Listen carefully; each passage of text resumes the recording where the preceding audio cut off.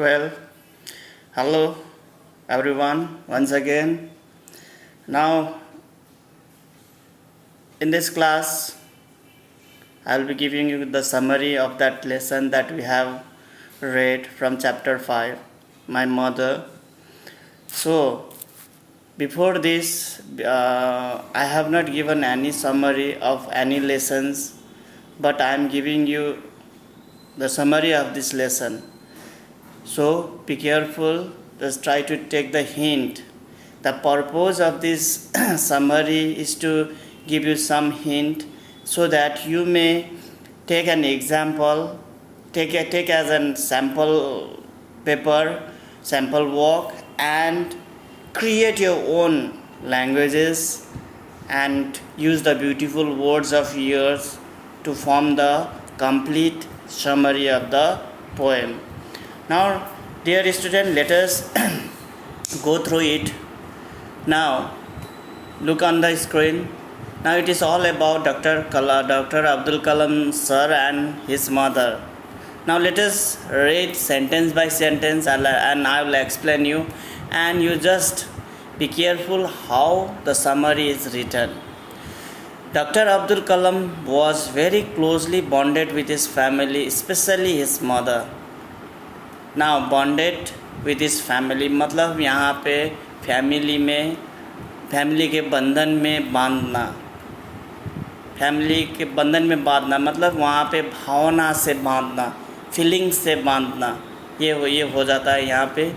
Specially his mother, ख़ास करके वो अपने मम्मी से ये भावना में बहुत अच्छी तरह से बंधन में बांधा था। Hailing from a very poor family, his mother made many sacrifices to raise the children. Now hailing from the very poor family मतलब starting अथवा they were from the poor family. So Abdul Kalam sir का mummy ने बहुत sacrifices, बलिदान देना पड़ा अपने बच्चे को पालन पोषण में। Hence Kalam has written poems depicting his mother's pains at many times. So Abdul Kalam sir ने मम्मी को चित्रण करते हुए, मम्मी का योगदान को चित्रण करते हुए, एकीकृत करते हुए ये पोएम लिखा गया हुआ है। Now in this particular poem he describes as to how loved he is to his mother than his rest of brothers और sisters who envy him for being loved more. Now यहाँ पे बताया गया है कि वो मम्मी को कितना प्यार करता था और मम्मी उसके ऊपर कितना प्यार निछावर करता था, प्यार बरसाते थे, और उसका भाई बहन जो था उसके ऊपर कितना जेलस करता था। इस सब के बारे में he try to depict it. Now he says he was only He says he was only 10 years old and he remembers very clearly how she wept in the night, grieving about the pains his son has to endure every day. Now, वो 10 साल का था तो उस time वो एक समझदार है, थोड़ा बहुत समझ सकता है। जब 10 साल में होते हैं कोई भी, तो उस टाइम उसको रिमेंबर होता है कि मम्मी खुद बैठ के कैसे रोते थे अपने बच्चे के दुख देखकर। बच्चे कितना मेहनत कर रहा है, बच्चे कैसे परिस्थिति में जा रहा है, ये देखकर मम्मी जब रोते थे। He recalls all those thing about his mother grief, about his mother's pain. Now only his mother understood the beautiful world of the poet which he weaved around himself. Now सिर्फ यहाँ पे mother, कलाम साहब sir का mother ही था जो उसको understand करता था, उसका फीलिंग्स को, उसका पेन को समझता था। नाउ जो वो अपने खुद के संसार उसका था, वेव्ड अराउंड हिमसेल्फ, खुद का एक छोटा सा संसार था अब्दुल कलाम सर का। तो वो संसार को अच्छी तरह से अब उसका मम्मी पहचानते थे और उसको हेल्प करते थे, अथवा उसको एक प्रकार का ब्लेसिंग्स अथवा एक प्रकार का हेल्प अथवा एक प्रकार का होप, फेथ उसके ऊपर देते थे। Now, and only she knew his pains, and he was consoled only in the lap of her mother when she moved her caring hands on his head. All his pains were washed away. Now, यहाँ पे mummy जब उसके सिर पे ये अपना कोमल हाथ रखते थे, हाथ उसके सिर पर रख देते थे, तो उस टाइम कलाम साहब अपना सब पीड़ा, अपना सब दुख ये भूल जाते थे और वो एक आनंद संसार में खो जाते थे. That is the power of mother's blessing and father's blessing. Mama papa का हाथ का पावर ही वही है, अपने बच्चे को एक सिक्योर देना, सिक्योरिटी देना, सिक्योर फील होना बच्चे. So this are the feelings that comes between the mother and their children, father and their children.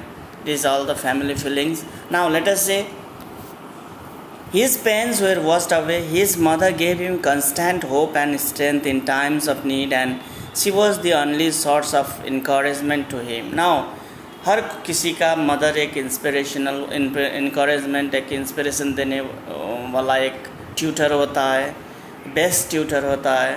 सो यहाँ पर भी अब्दुल कलाम सर का मम्मी ही था जो उसको हिम्मत देता था, उसको एक विश्वास देता था कि वो अपने काम पे निरंतरता दे,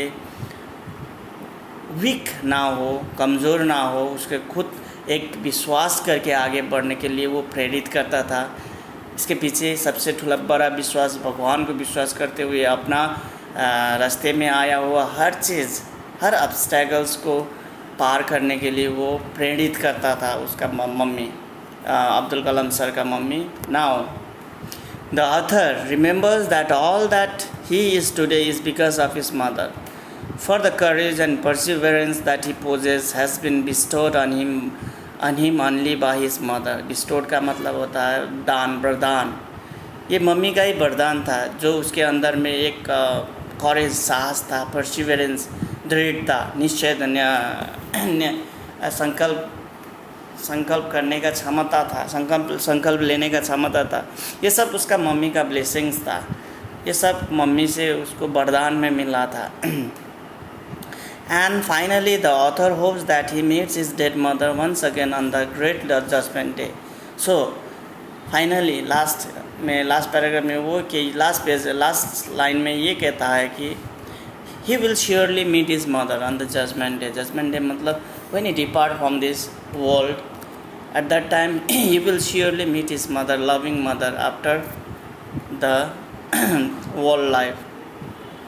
सांसारिक जीवन के बाद में जब वो भी इस दुनिया से विदा लेते हैं, उस टाइम, उस जजमेंट डे के दिन में वो अपने मम्मी को मिल सके और फिर अपने मम्मी को प्यार दे सके, मम्मी भी उसको प्यार दे सके.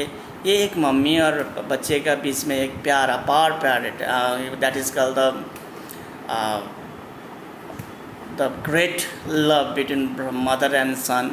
सो this is the very beautiful poem that the Abdul Kalam sir has given to all the public, revisiting his own mother. So, dear student, mother and father, the parents are the next God to be respected, to be praised. So we must respect them, praise them as they go through lots of sacrifices to bring all of you up. They didn't see their pain, they didn't see their sorrows and all. They tolerated, but the most अथवा the more facilities अथवा the more easiest life that they make for you. Now, dear student, this was the summary. So don't copy it all, but take the hint and just try to write it in your own way. That is called the creativity. Take out your creativity and you can learn. Dear student, to learn English, the most thing is that, number one, I'll just like to tell you today is that you must learn the vocabulary day by day. At least one or two words. You have to learn the word meanings. After that, you try to speak to others in English. You try to read English books. You try to do each and every activities that is concerned with the English language, so that you will slowly improve it. And the thing is that your creativeness and your presentation, it is very much needed. Creativeness में you need to focus your intellectual. You have to take out your intellectual skill, and in presentation you have to make your work so attractive that everyone will be most